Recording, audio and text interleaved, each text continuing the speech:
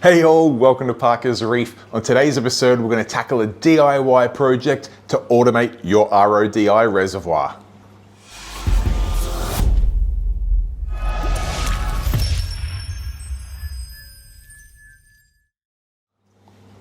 All right, thank you for joining me on yet another episode of Parker's Reefs. And as touched on in the intro, today we are getting our hands dirty. Well, I am at least, and I'm going to take you along for the journey on building a DIY solution for filling up our RODI reservoir. Now, if you have followed the progress of my dream reef tank here, you will know that I am a huge fan of automation for tasks that I do not like doing. And I've got to tell you, maybe apart from emptying my skimmer cup, refilling an RODI reservoir is one of those tasks that I get absolutely zero joy out of. And there are absolutely ways we can automate it so that you never have to touch that reservoir again. Set and forget and let it do its thing forever is exactly the type of automation I'm looking for this exact problem.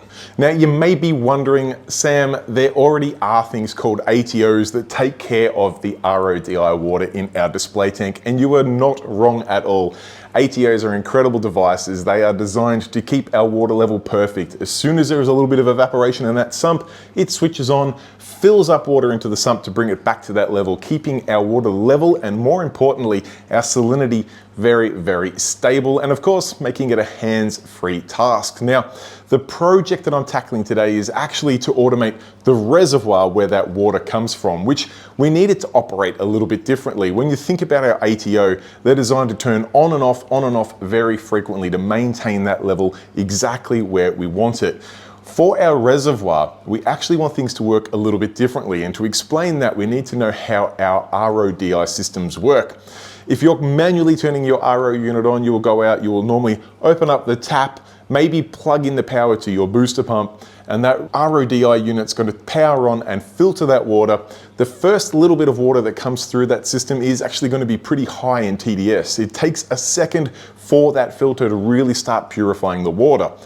Then once it gets past those first few seconds, the water's going to come out hopefully with zero TDS, and you're going to have pure water ready for your top-off needs.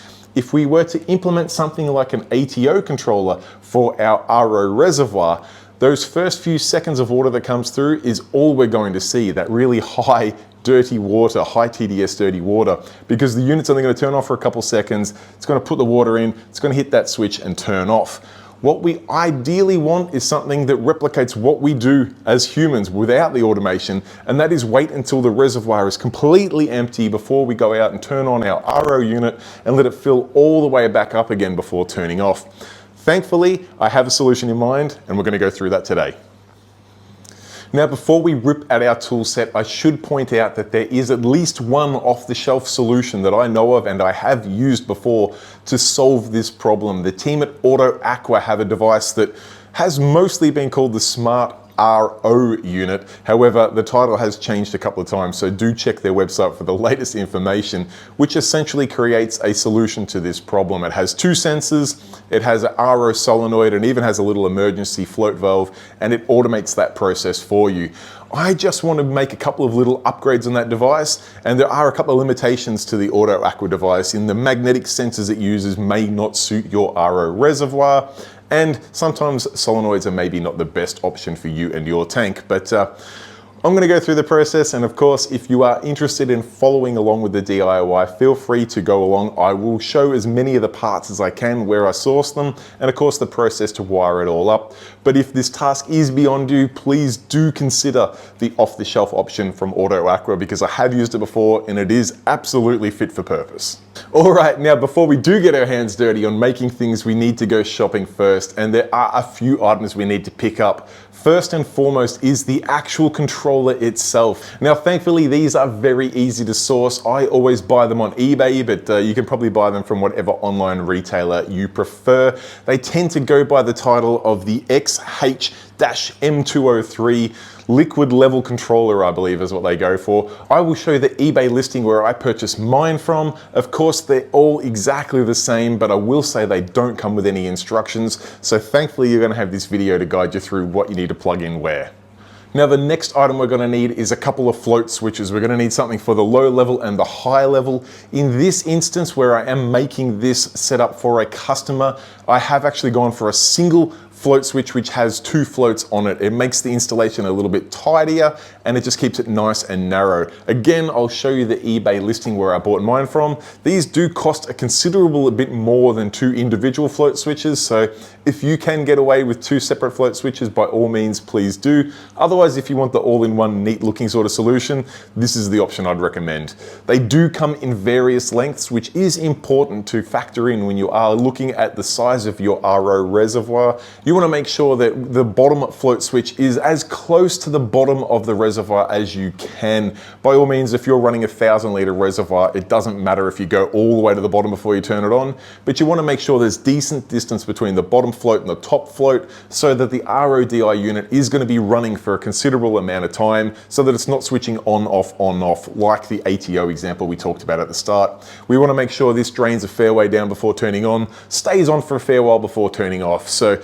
size these float switches if you're getting the all-in-one unit to the size you need. Otherwise, if you're getting separate float switches, make sure you can mount them in a way so that you can put one at the bottom and one up the top. All right, the next piece of the puzzle is a motorized ball valve. Now you can get away with a 12-volt solenoid here if you wish. Personally, I prefer the motorized ball valves for a couple of reasons. One, they provide considerably more flow than a solenoid. You can get them in various sizes and they can really just screw onto the tap that you would normally open up when you are manually operating your RODI unit and give full flow of water through to your RODI unit. Secondly, I think they are much more tolerant of any sort of sediment in the water. Solenoids, the way they operate, they have a very small little opening and closing section, and if you get a little bit of grit in there, it will hold that water solenoid open, letting water go through your RODI unit and potentially risk flooding your system. The motorized ball valve is just like the ball valves we use on our tanks already. Just instead of having a tap, it has a little motor that opens and closes it. Much more fail-safe in my opinion. Happy to be debated with on that, but the motorized ball valves, for the little bit of extra cost that they come at, I think give great peace of mind. The other consideration is the heat generated while powered on. The solenoid uses power the entire time it's open. It actually uses a coil to open up the path for the water, and it uses power to hold that device there. The motorized ball valve actually only uses power to open. Once it's open, it actually doesn't use any power. It holds that state, and then when power is disconnected, it uses built-in power to self-close, meaning that it runs completely cool and has no risk of burnout. All right, next up in the pieces we need to source is a power supply. I like to use a 12-volt DC power supply. If you're like me, I have hundreds of these that I keep after any sort of device that gets abandoned in our house. I have a hoard of these power supplies, like I guess most middle-aged men tend to do, in a secret drawer. I just open that drawer, rummage through and find one suitable. In this instance, I've got a 12-volt, 1 amp DC power supply, and that's going to be perfect for our use case. And then lastly, there are a few items we need just to make this project look a little less DIY and a little more off the shelf. I like to go to places like JCar to pick up a few items like a project box to put all of the controller and wiring and things in so it's safe and out of harm's way.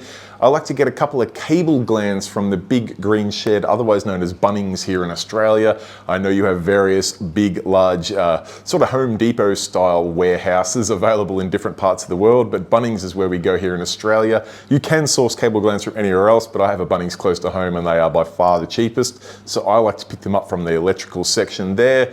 While at JCar, I do also like to pick up some heat shrink just to go over any sort of soldering joints that I make.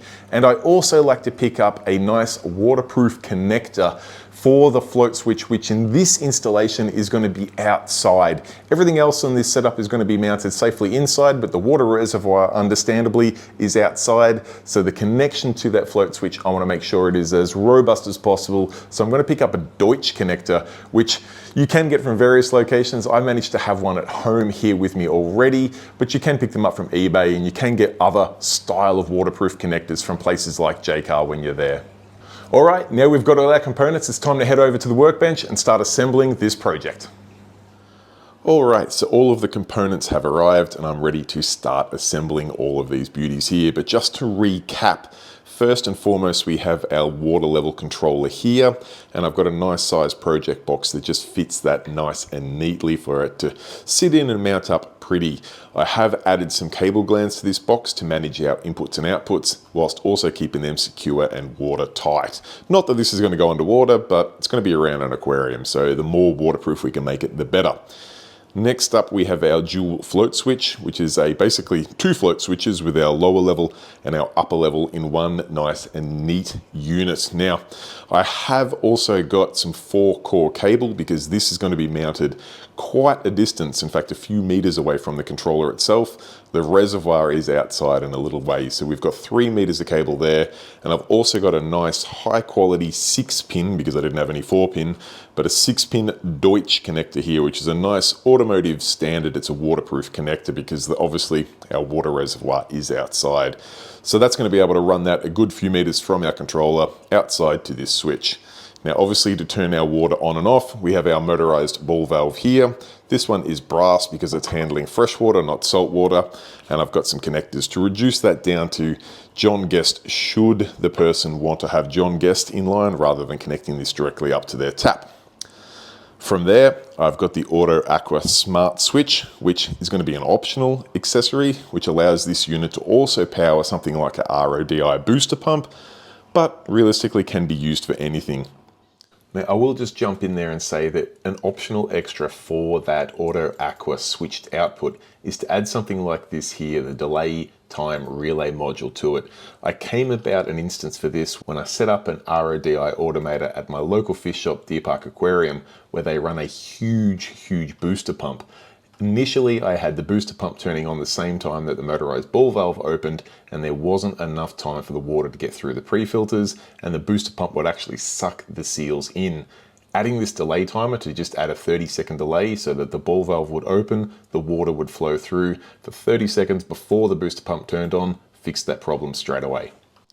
Next up, I've got a power supply, a couple of extra cables here, which I'll use for our inputs and outputs, and some heat shrink to tidy it all up. Probably time, got started in putting this all together.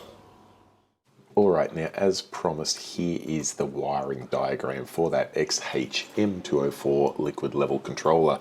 You can see up the top left is where your power in goes in.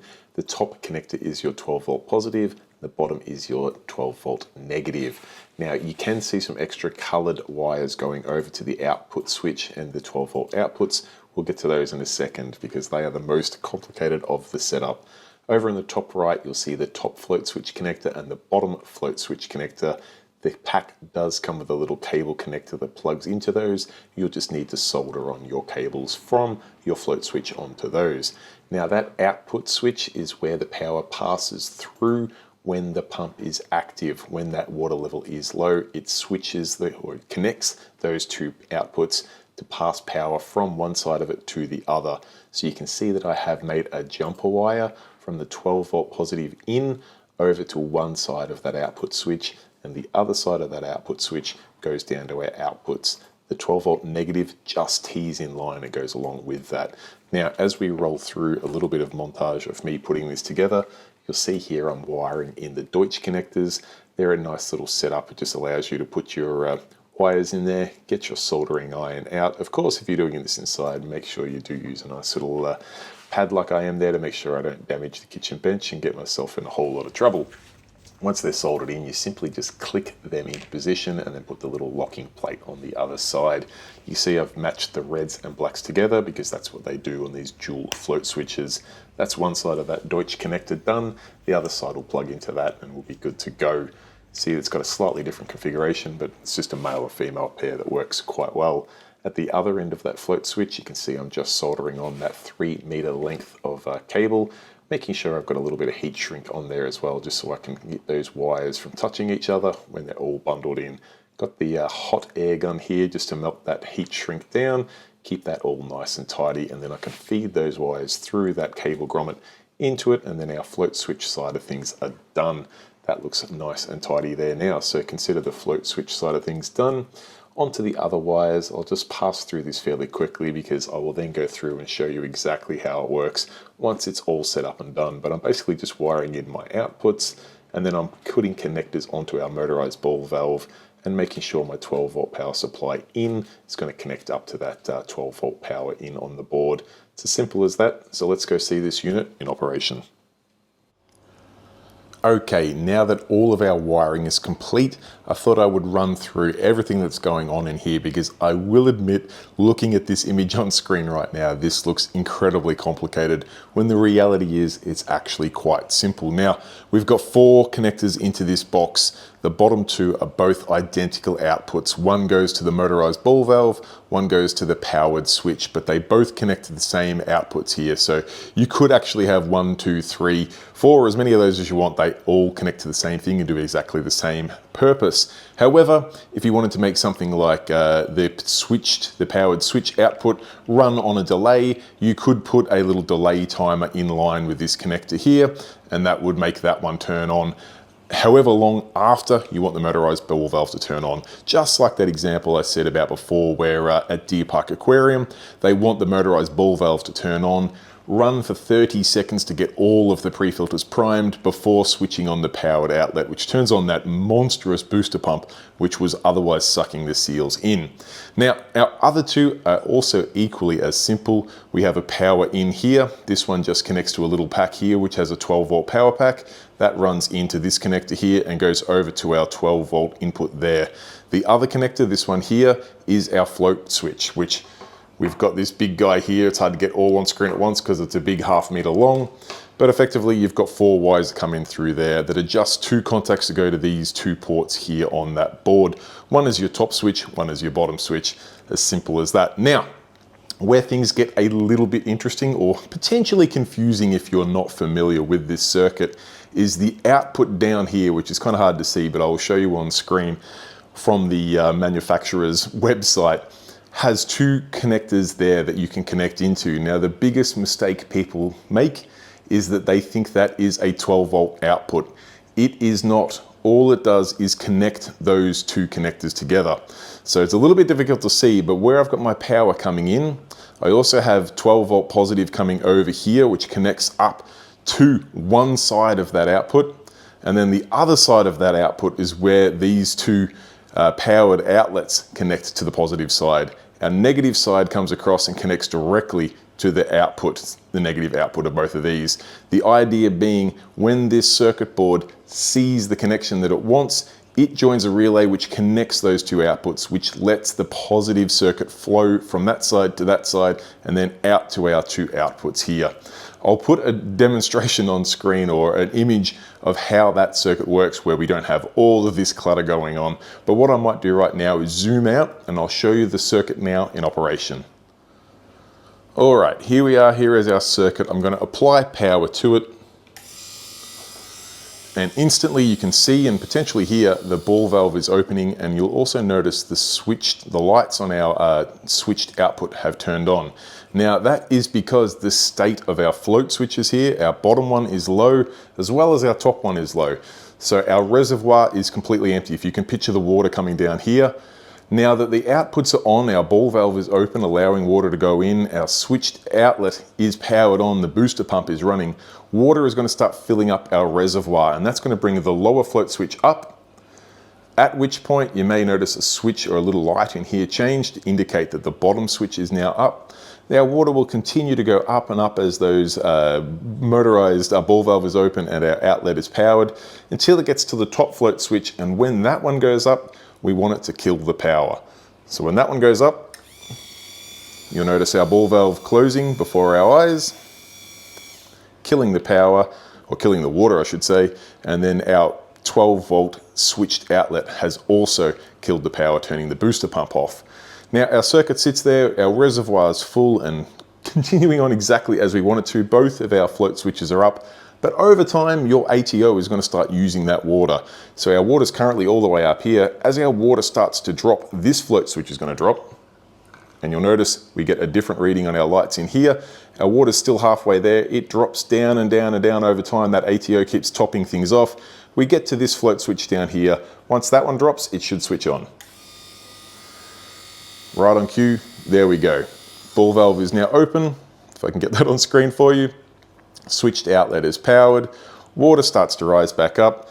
Turns our bottom float switch up. Water will continue to go all the way up to the top, and of course we go over and over and over again. Flip that up to turn it off, job done.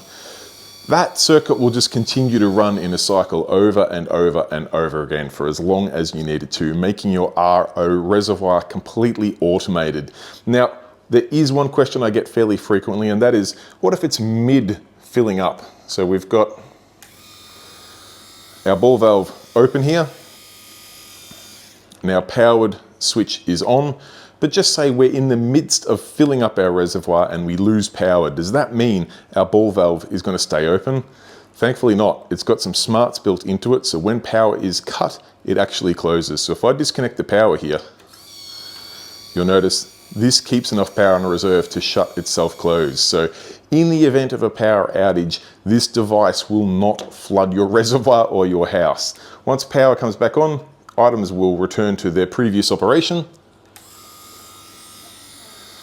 Our ball valve opens, our powered switch powers on, our water starts to come back up again. It stays on until that top float switch triggers, powers off, everything is hunky-dory.